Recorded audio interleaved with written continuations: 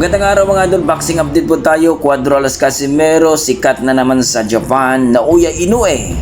Sobrang saya nung nalaman niya na magretiro na si Casimero.